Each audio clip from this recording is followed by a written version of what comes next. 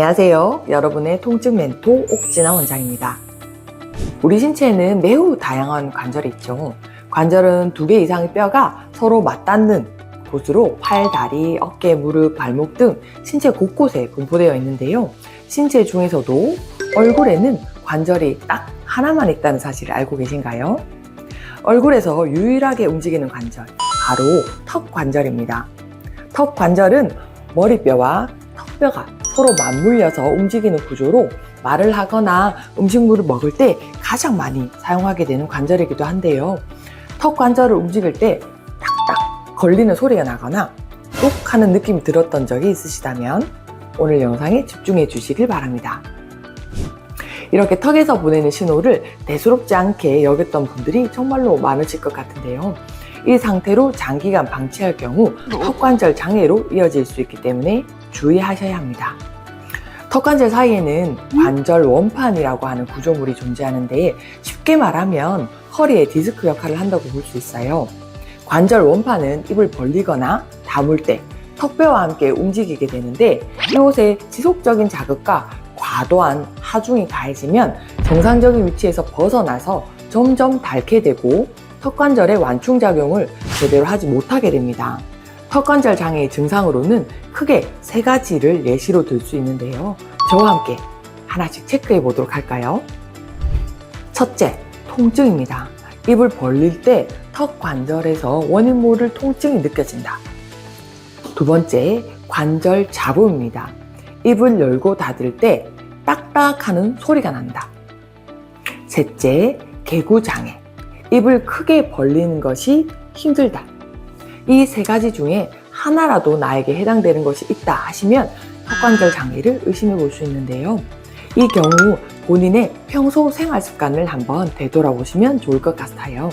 턱관절 장애는 심리적인 요인과 선천적인 요인으로도 발생할 수 있지만 가장 큰 원인으로는 잘못된 생활 습관이 손꼽히고 있는데요. 잘 때 이를 갈거나 이를 꽉 깨무는 습관, 한쪽 턱 근육만 사용해서 음식을 씹는 경우, 턱을 괴거나 다리를 꼬고 앉는 등의 자세 불균형에 해당되는 경우가 많으실 겁니다. 턱관절 장애라고 해서 무조건 턱에만 영향을 준다고 생각하면 큰 오산인데요. 턱관절이 속해 있는 상부 경추 자체가 비뚤어지게 되면 목과 등의 통증을 유발할 수 있고 심한 경우 안면 비대칭, 척추까지도 영향을 주어 허리 디스크와 척추 측만증으로 이어질 수 있습니다. 또한 턱관절 주변으로 뇌신경이 밀집해 있어 이탈한 턱관절 원판이 신경과 혈관을 압박하면서 두통이나 신경 이상, 어지럼증 등을 유발할 수 있습니다. 한의학적 관점에서는 신체는 각각 다른 기관이 아닌 서로 연결이 되어 있는 유기체로 바라보고 있는데요. 이처럼 턱관절은 신체의 전체적인 밸런스와도 연관성을 가지고 있기 때문에 발병 초기에 진료를 받고 적절한 치료를 시작하시는 것이 좋습니다. 턱관절 장애를 개선하기 위한 방법으로는 우선 턱관절의 영상검사와 엑스레이, 근전도 검사 등을 통해 정확한 원인을 파악한 뒤 보수치료 또는 추나치료 요법으로 턱관절이 정상적인 위치에 자리 잡을 수 있도록 교정할 수 있습니다.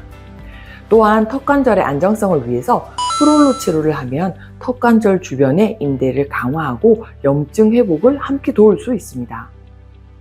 증상이 심하지 않은 경우라면 예방 차원으로 생활요법을 통해 증상을 호전해 볼 수도 있는데요. 먼저 턱관절에 가해지는 부담을 줄이기 위해 입을 크게 벌리는 것을 자제하고 딱딱하거나 질긴 음식 섭취를 가급적 피하는 것이 좋습니다. 턱관절 스트레칭과 온찜질을 해주는 것도 긴장으로 뭉친 턱 근육을 풀어주는 데 도움이 될 수 있는데요. 제가 하는 방법을 따라해 주시면 됩니다. 첫 번째, 귀 앞에서 턱 끝을 따라 연결된 턱관절 주위의 근육을 손가락으로 부드럽게 원을 그리듯이 5초 정도 마사지 해줍니다. 두 번째, 위 앞니 뒤쪽에 혀끝을 붙인 채로 최대한 입을 벌려 6초 동안 유지 후 다무는 것을 반복합니다. 이 과정은 6회 정도로 반복해 주시는 것이 좋아요.